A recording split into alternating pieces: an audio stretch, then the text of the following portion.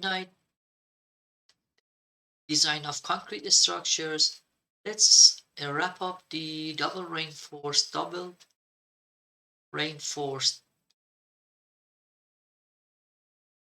concrete sections by a comprehensive example. So in this problem,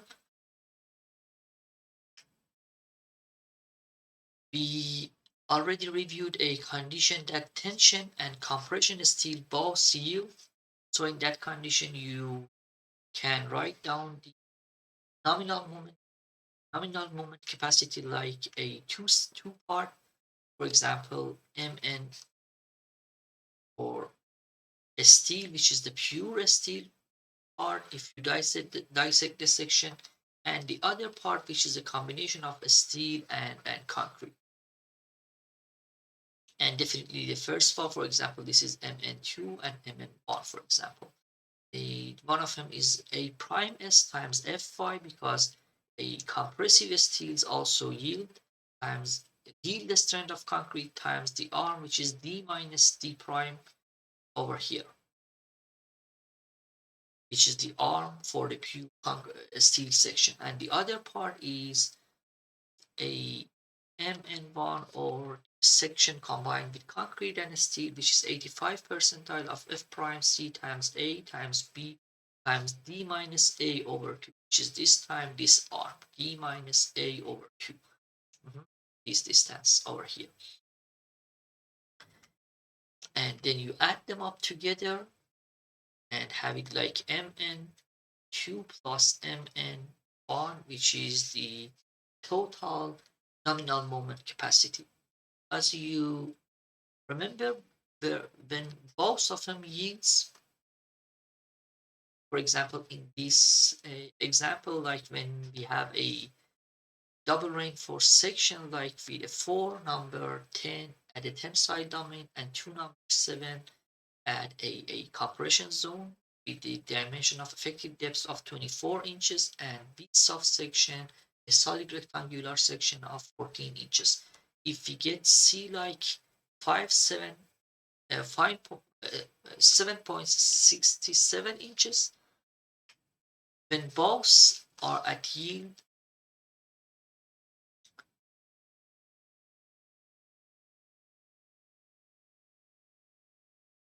you can calculate a pure steel section like ASF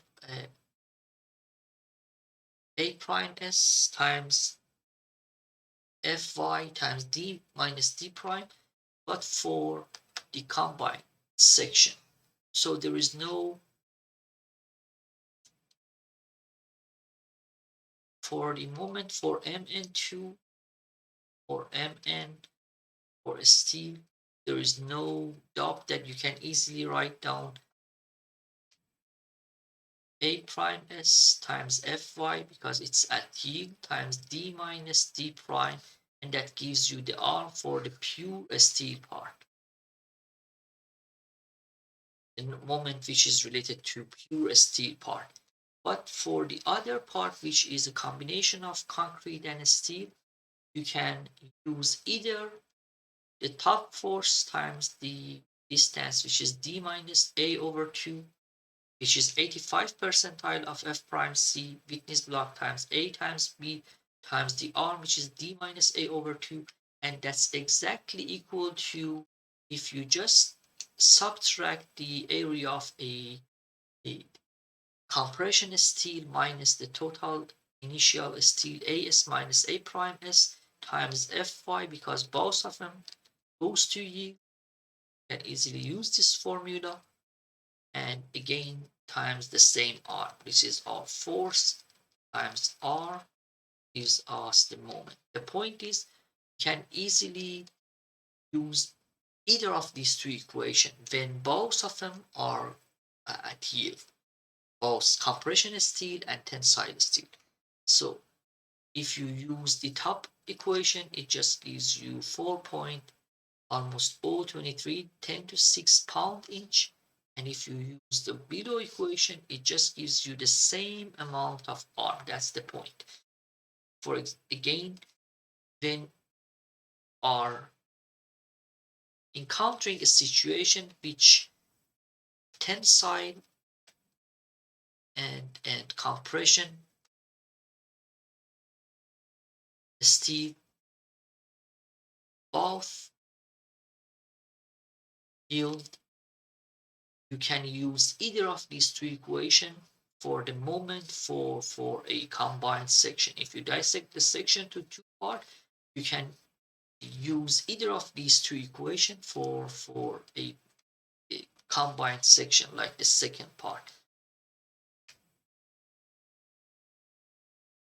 And definitely the nominal moment capacity is a, if we call it mn2 plus m1, which can easily add them up together to get the numeric value of your nominal moment capacity,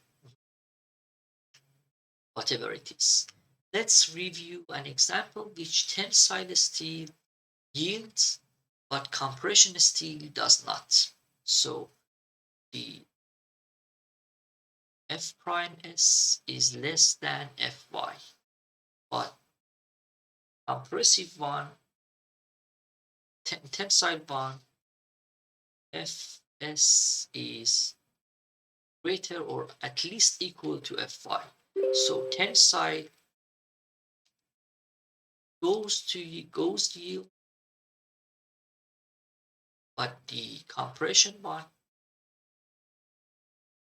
not yields. So in this situation, for example, if you consider we have a solid uh, rectangular cross section with double reinforced bows at compression and tensile with a 3 number 9 at the top of the section and 4 number 11 at the bottom of the section with F prime C 4000 psi and in the strength grade 60 steel Fy is equal to 60,000 psi. And in this case, so for example, if base of a similar triangle, we can verify, and if our epsilon prime s is bigger than epsilon y, it just says a compression steel doesn't yield, and you have two approaches to proceed the problem. One is iterative Nielsen method, which is a trial and error method, and the other one is exact method, which is a second degree equation. If you solve it, it just gives you the location of neutral axis, and then you can calculate the height of witness block based on that. So let's see if we are using the exact method like ax squared plus bx plus c, and x is c, which is the neutral axis from the top of the section. If you climb down the section, then using like a, b, c and replace in the equation, and when you solve it, you can use a equation like mn, like this time it just comes from two parts. It just comes from two parts. One part is a pure steel, and the pure steel one doesn't. F prime s is less than Fy. So you need to use F prime s, and for the top part, Mn,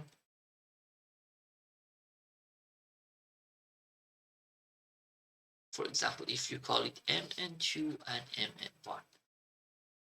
So in this scenario, you are allowed to use Mn1. For pure steel, we have no doubt. You have to use this equation. But for Mn1, when both goes to yield, you can use two approaches, either the top force times the moment or the bottom. But if compression steel doesn't yield, you are allowed to only use this equation for Mn1, not the other one.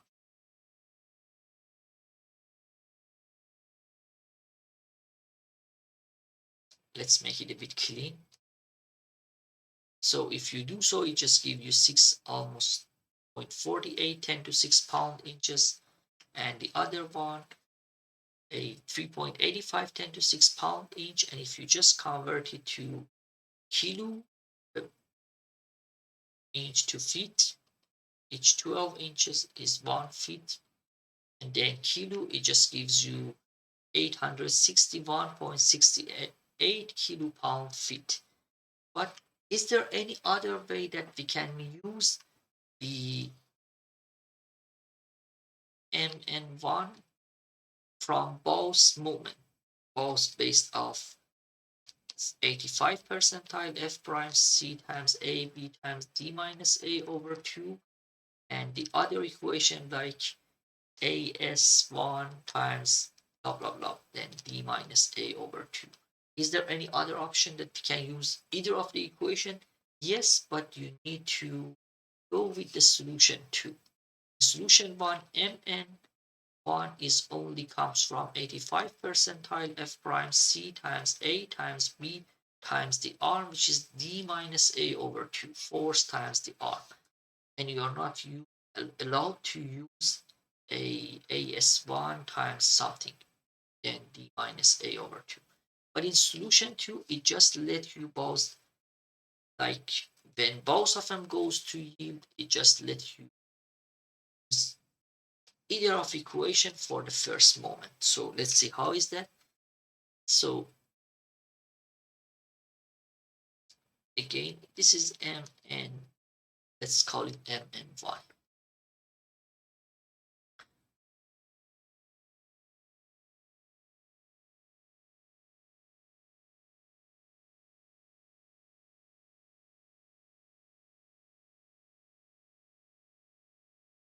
So for example, if we have both of them yields, again we are reviewing a problem. If both of them are yielding, you're allowed to use both of equation for mn1. Either this one or the other one we see here.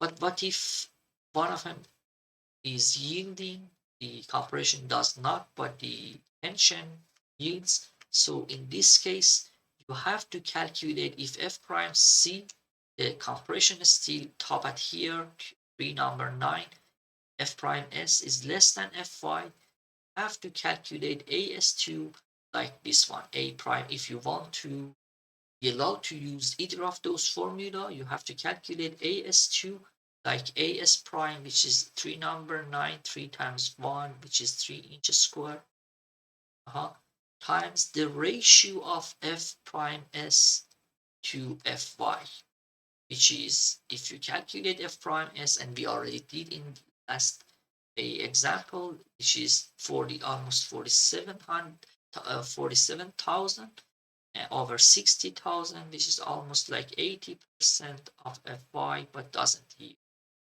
And it just gives you a as2, which is less